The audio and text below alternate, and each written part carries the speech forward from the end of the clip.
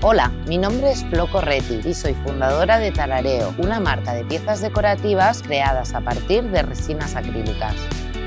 Mi obra ha sido reconocida en revistas como Arquitectura y Diseño, El Periódico o La Vanguardia y ha estado presente en lugares como la Fundación MAPFRE de Madrid. El trabajo con resinas acrílicas me permite crear objetos funcionales y decorativos. Doy forma a piezas que hablan de instinto, de imperfección, humanidad y siento que mis diseños reflejan esta belleza sencilla y cotidiana. Con este material doy a mis creaciones un aspecto cerámico de forma rápida y sin necesidad de usar horno. De un mismo molde puedo sacar infinitas piezas y personalizar cada una de ellas con un acabado distinto, como el marmolado o el terrazo.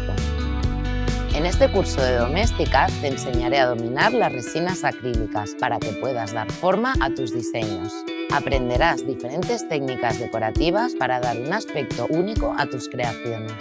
Como proyecto final crearás tus propias bandejas con su molde de silicona para sacar tantas copias como quieras.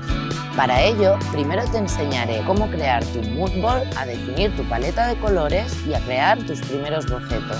Luego crearás tu pieza matriz y sacarás el molde para replicar tus piezas las veces que quieras. A continuación, realizarás tu primera colada en resina y te enseñaré a crear el efecto terrazo y mármol para tus piezas.